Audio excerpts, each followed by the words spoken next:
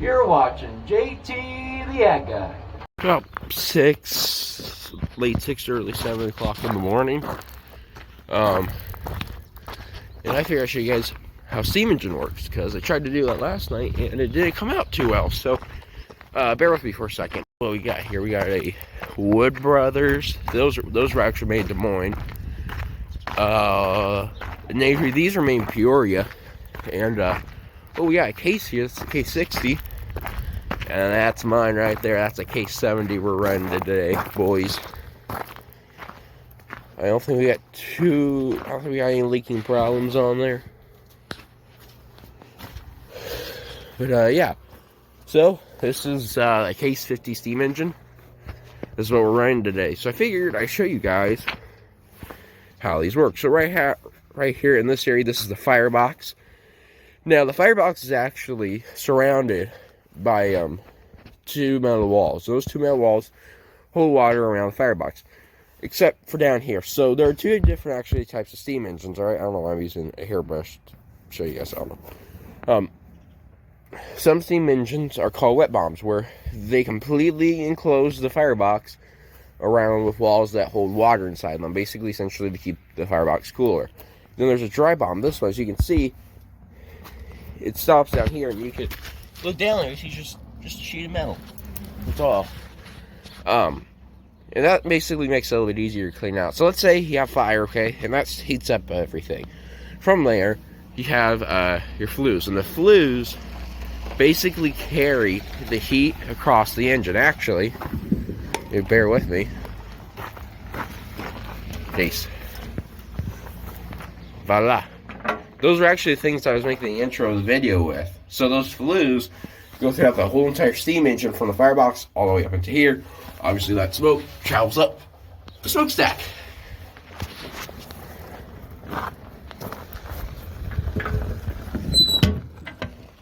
So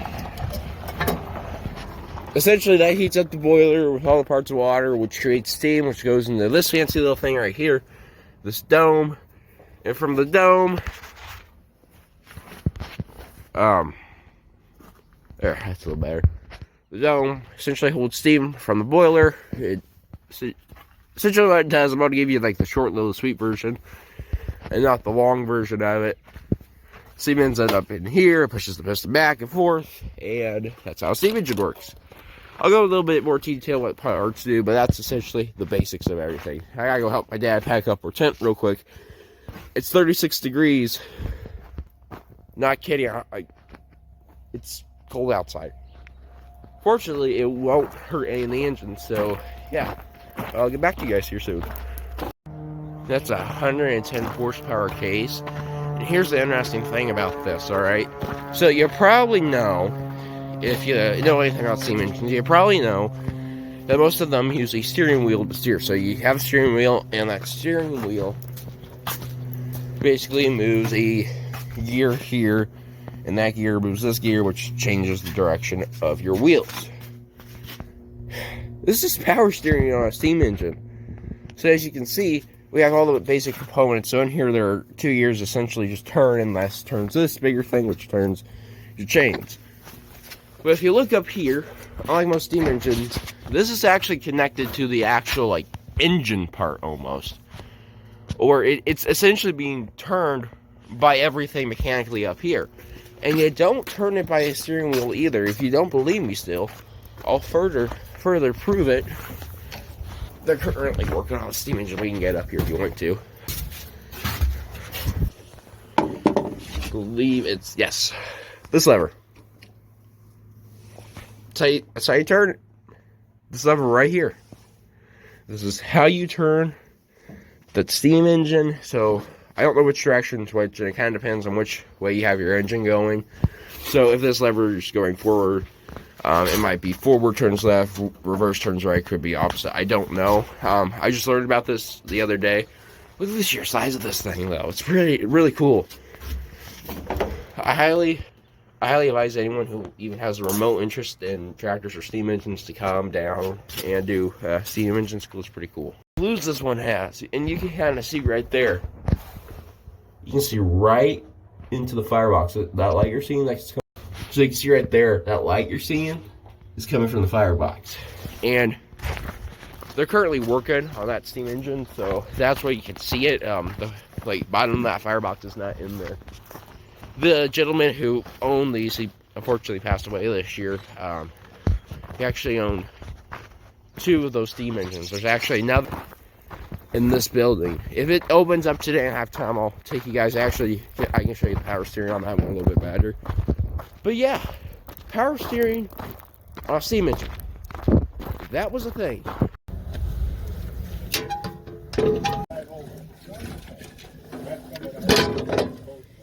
Actually, you can see this. So you can see our fire. We're building it in a log cabin form, which essentially means we put kindling down there and we kind of heat up, and it's a nice way to get the fire built in the morning. It wasn't much wood that was in there, but it's a little bit. And obviously, we have the morning checklist, and we'll go for a couple things we're going to have to check. But in order to get certified to help run steam engines at shows, which I do want to kind of do maybe a show or 2 this year if I got the time to do it, I have to go take a test, and I have to pass the test. Essentially it's just a safety operation test and stuff. Actually, fun fact for you, did you know in certain states you actually have to have a license to drive a steam engine? Fortunately, Iowa is not one of those states. Minnesota, though, is one of those states. Yeah, it's called a historical steam engine license or something like that. And you have to have it in order these beasts. So yeah, that's pretty cool. Okay, so leave the door open. Fire going. Right. But then you want to keep it going.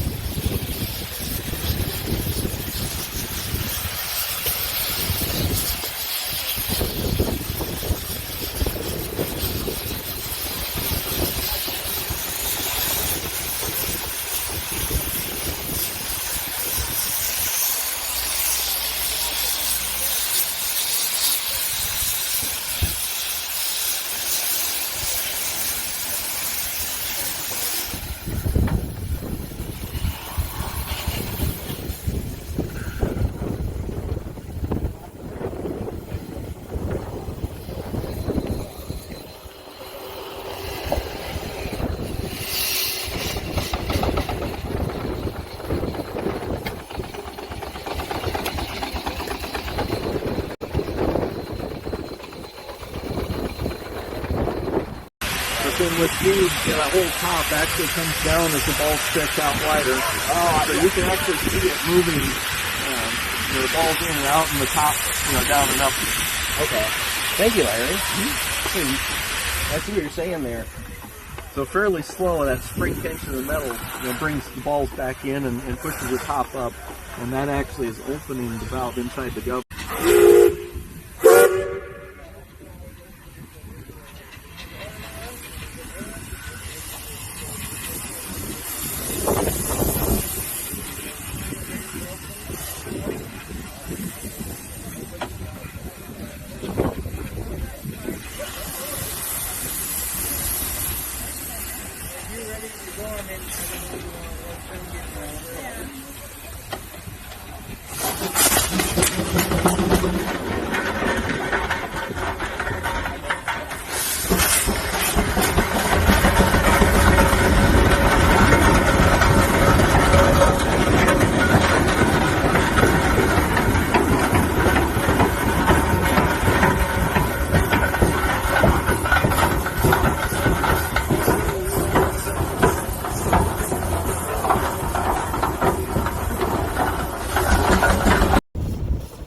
I can't believe that's like on a tractor, essentially.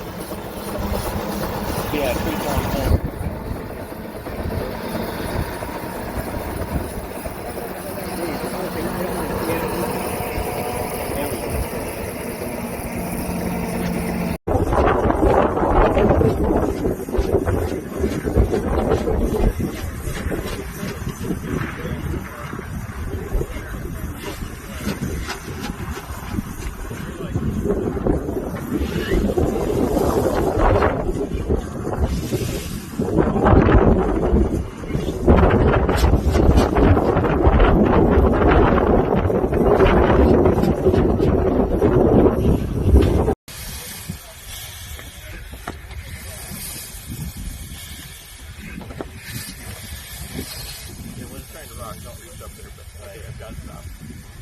put the belt up to the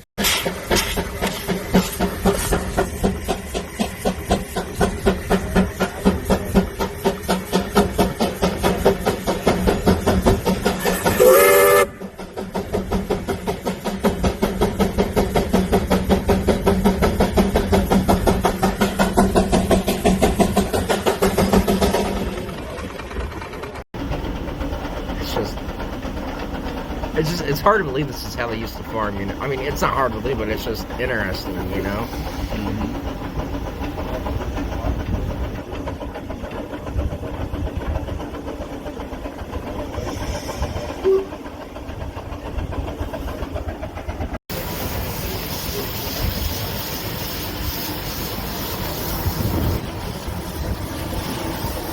Coming down into the water lake, I think.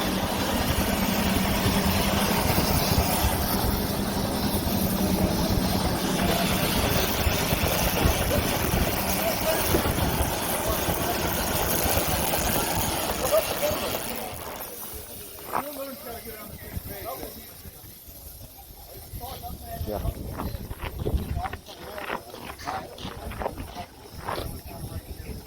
Oh, thanks. Just for a quick clarification, what we're doing here on the side of a steam engine, we have something called a water glass, and essentially that tells us where the water is in our boiler. All right, what we're gonna see them do here is break that glass and show us how to essentially turn off the valves that release release water and steam pressure into that glass, so that we know where all the stuff's at. Sometimes these things can just break because something runs into it. It just gets brittle and it breaks. It's just something nice to know so you don't lose all your water and that you don't really get hurt during the process. So that's what they're doing in this demonstration. I put this in here because I thought it looked pretty neat and I thought it was pretty interesting. But yeah. There's a high sheet of glass slide all the way out where the front people are standing. Everybody get right here. Okay. Each glass is too close. You're right on the borderline there, Jim. That's what I figured. All righty. So why are we practicing this demonstration? Because it can happen cool. in real time. That too, Wyndham. Don't do this at home. Yes, Wyndham assumes I like to hear my own voice. Yeah. Oh, you do. Alrighty, but no, the answer out here was great. This can happen in the field. You want to be ready for whatever happens in the field. So we're going to do this in our controlled environment so you can see and hear what happens. And then know how to run towards the problem instead of away from the problem. The back glass breaks. Where is the most immediate danger? Hot water. Yes. You lose the most energy from that water. You lose the most volume of water from the water. So which valve are we going to turn off first? Bottom one. Turn off the bottom first. Then? Top. Top. Okay, after the top and bottom are turned off, then what do we do? Take water. Absolutely. We check water level. That's right. So if we got water in the tri-top, then we're safe to proceed to cut a new glass. Even better, if you happen to have some pre-made glass that you drop in there, you're going to check the gasket, check the washers, get your glass in, again, place it dug up, your nuts. Now, which do we turn back on first? Steam. Steam. We warm that slowly. We crack the steam. Slowly bring on some more steam. Then we can add the water. One more thing to discuss. What about proper safety gear? Everything. Something to block the water. Leather boots, cotton jeans or overalls, cotton shirt. Does anybody know why I say cotton? Does it burn? Synthetics can melt into your skin. What about gloves? Leather. Leather palm gloves. Somebody had mentioned safety glasses. Anything to protect yourself. Picking up protection. Now that's going to be splattering out water along with the steam there. So you want to grab a log, a shovel, a burlap cloth, something to protect your face from that steam. And if you break enough glasses, maybe you can even get yourself Yeah! Know your procedures, know your safety equipment, and you too can be a superhero.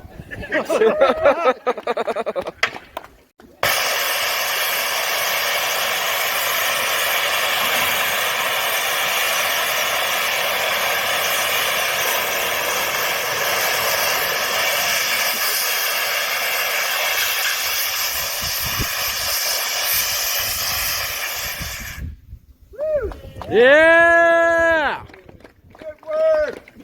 Thank you. Okay, can we get... That way you get a little bit of a shot in there. Yeah, ready?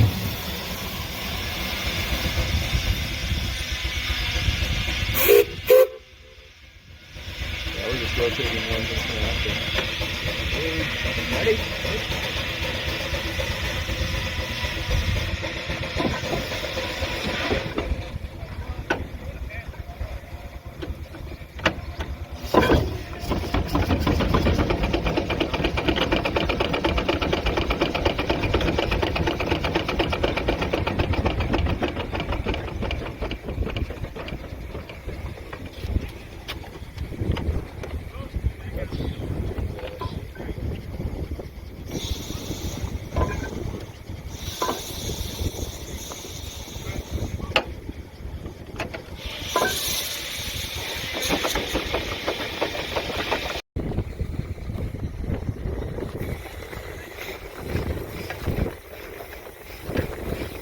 I guess when someone is thrown off, you're a little bit easier to